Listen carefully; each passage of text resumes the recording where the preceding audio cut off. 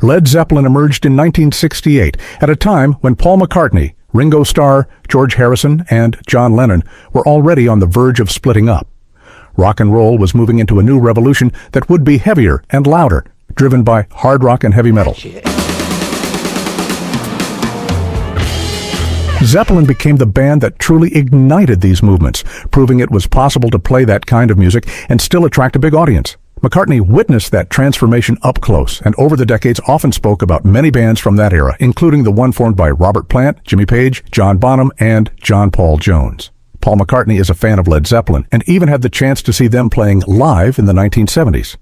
I like the Pink Floyd, I like Led Zeppelin, I like the Rolling Stones, I like quite a few of the English groups, he told Sounds magazine in 1976. He had the chance to see the hard rock group live a couple of times and said they always put on a great show because they were so musically connected. To do a show is hard. If you go on and do a show, you've got to know how people are doing it today. Because I went to a Led Zeppelin gig, Zeppelin goes on, and they do a good show because they have the thing together as a band. They've got absolute confidence in each other. You get a band that hasn't played together for 10 years and pass up, well, then it's difficult, he told Los Angeles Times in 1974. Curiously, 1 year after talking about seeing Zeppelin live, the Beatle mentioned guitarist and producer Jimmy Page in the Wings song Rock Show. That track is part of a medley with Venus and Mars, released on the 1975 album of the same name.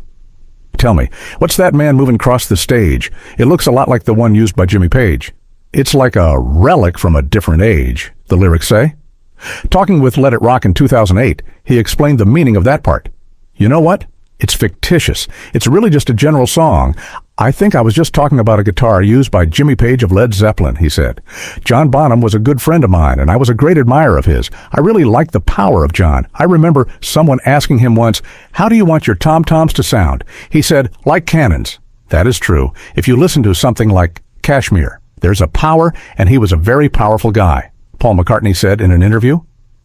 Paul McCartney had the chance to work with John Bonham and be a good friend of the late drummer.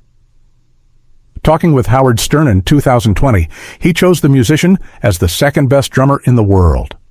The Beatles placed Keith Moon in third place and Ringo Starr in first. I'd go Ringo top, he's something else. Second, I'd go Bonzo Bonham. And third, Keith Moon. That's mine. I'm going from that generation. Those are pretty good drummers, those boys, Paul McCartney said.